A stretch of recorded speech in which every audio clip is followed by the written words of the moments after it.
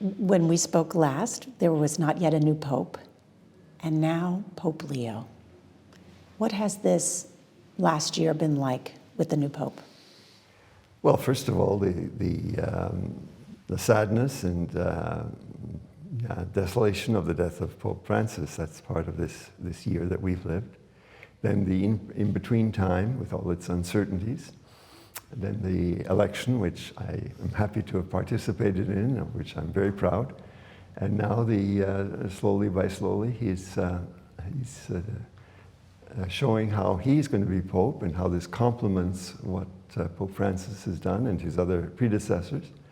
And we're very happy and hopeful.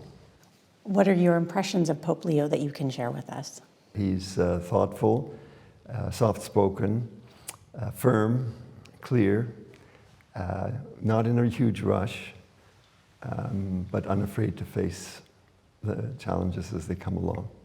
And I appreciate very much that he took his time during his first year to get to know the situation, but he knows where he's going, and he's in God's hands, and that's what makes us all very happy. Before the conclave that elected Leo, you said that the choice for the next pope must include both continuity and change. Right. It always includes continuity and change. That was not a very special insight. That's just how every election of every pope. I wonder how you see Pope Leo fitting into that. The change part. The change, well, what I think people are noticing so far is a change of style, and more soft-spoken, somewhat lower key, less immediately provocative. And you think that's perfect for this time for the church? Everything is perfect, but I mean, you don't have to have one or the other. But Pope Francis really woke us up from a number of things that we were slumbering over, and Pope Leo is carrying on with these concerns in a less dramatic but more paced way.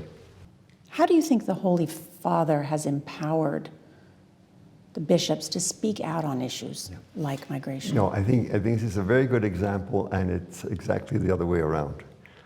And that's the right way to do it. The bishops don't need the Holy Father to empower them. They are empowered, and they are doing what their vocation and mission asks them to do, which is to respond to the challenges, the big challenges, the most important challenges facing their people.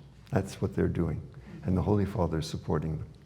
That's how it's supposed to work, and we're very grateful that the bishops are responding in such a evangelical and courageous way. What if it's seen as being political? Life is political.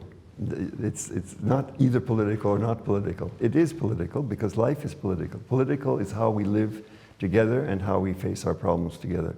Mm-hmm. We can't be non-political. We don't have to be partisan, but let's not get confused between partisan and political. Political means taking responsibility for our world and for its problems, especially as they affect those who are weakest. That's politics. That's politics. Everybody's responsible for that. And what you is don't partisan? You don't have to be a Christian. You just have to be a human being, and you're responsible for what's happening to your brothers and sisters. I like the way you put that. That means not sitting at home on your hands and complaining, but looking at the problem in the face and getting out there and making your contribution, as small or as great as it can be. But we all have to do that. And if we just stay home and complain, or stay on our phones and complain, our world is going to become more and more and more messed up. So how can you be political without being partisan? You have to make your choices, but you don't want to say, well, this political party represents what the church stands for. No, the church stands for us getting involved, and some of us will express our political responsibility by being Republican, and others by being a Democrat, and others by being independent or other options. The church's position is that we need to be responsible, act responsibly. And has that changed in the last year? Do you see more of that? Or? Yes. Yes, I do see more of it. Why? Because people have experienced that the migrants, who have in many different ways become really our brothers and sisters, are being cruelly treated. And we say, no, you don't treat my brother or sister like that. How do you hope that it makes a difference? I hope that those who are more recently arrived feel as welcome as those who've been there for a long time.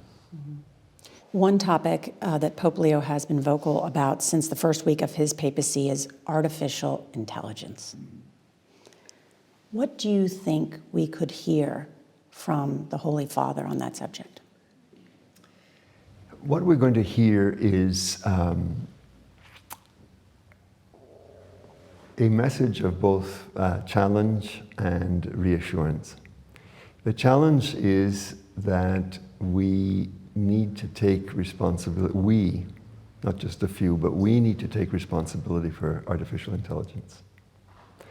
That's challenging because we have to struggle to understand it, and then we have to struggle against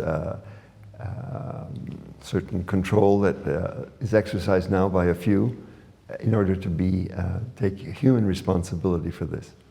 That's a challenge. And but there is also the sense that, just like previous revolutions, the benefits of this revolution can and should and must reach all of us, not just a few.